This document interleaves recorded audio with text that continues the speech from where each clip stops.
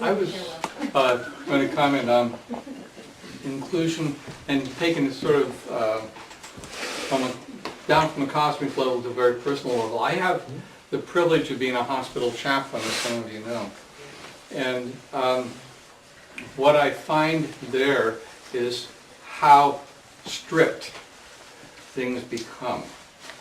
And one experience that was illuminating for me, and that was I got this request, came down to the office that I go up and visit this woman in 659 bed 2, which was, I visited a woman in that bed the day before, and I thought, okay, well, she wants to return visit. And I went up to see her, and she said, actually, I didn't call you for me, but you really were helpful yesterday, and I wonder if you'd go be with my roommate over here in bed 1. Which I did, and then had this marvelous chuckle inside of me, because when you get to that point where you're dealing with real issues, if you're willing to meet people, you end up with a Mormon asking an Episcopalian to go be with a Jehovah's Witness. Exactly.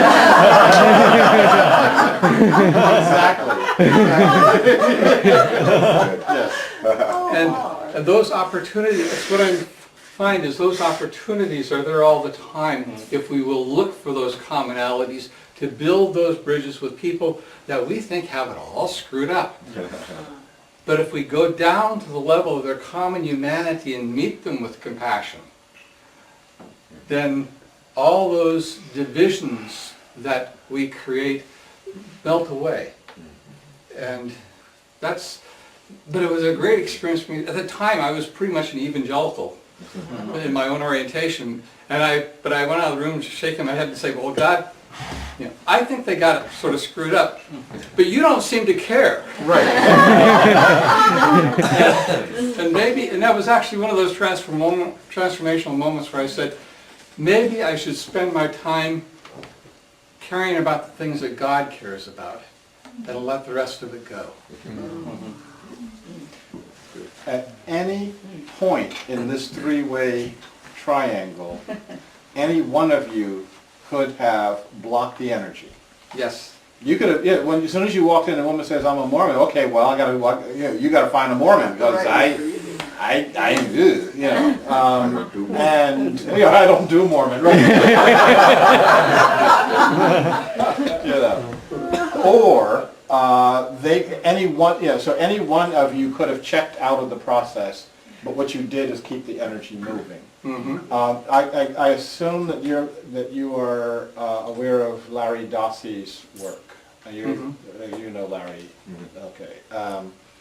Okay. In his work, in looking at prayer, one of the bottom lines that he's come to is that prayer works in healing. And all prayer works just about the same. So it's not, so Buddhist prayer isn't more efficient in healing than, Methodist prayer. It's like all of it is tapping into the same source. And once you're tapped into that source, things happen. And things happen outside that realm of cause and effect. And I was going to recognize me for something and I forgot what it was. So let's keep going.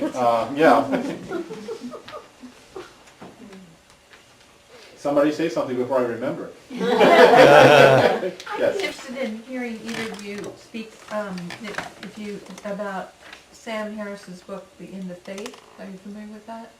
I'm not familiar. Nope. You want to make us familiar? Short subject.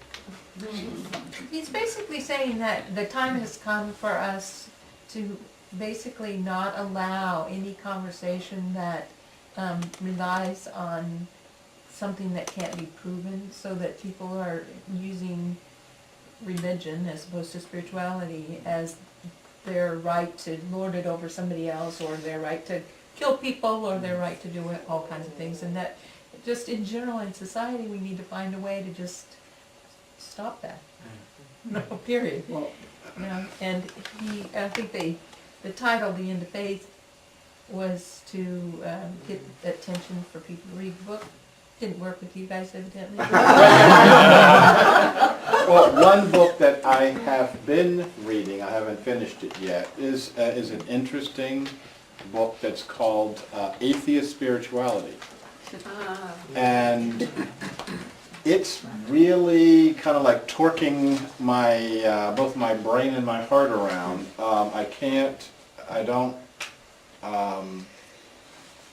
I don't reject it.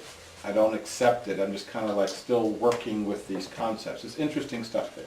So, One thing I'd just like to say a word about the word faith, because it's come up several times tonight, including your title there.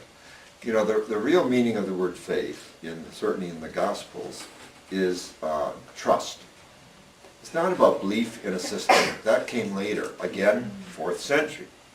And liberation theology, which has been so maligned and badly treated by the current Pope and the previous one, it made the distinction between believing in Jesus and believing that Jesus launched an era of compassion and justice. You see, so to believe in a system or in a person or in an ideology is one thing, but to believe that you are part of an historical invitation to affect the consciousness of humankind and history by bringing nonviolence and compassion in preference to war and one-upmanship. You know, that flips the tide on this very word faith. Those two things. One, that faith really means trust. And how important is trust? Well, Meister Eckhart says that the reason people hold back on their creativity is that they neither trust themselves nor God. That lack of trust is what interferes with our creativity. And I think that creativity is one of the most important, well, I think it's the dimension to our species that sets us off the most from other species. But Thomas Aquinas in the 13th century said, one human being can do more evil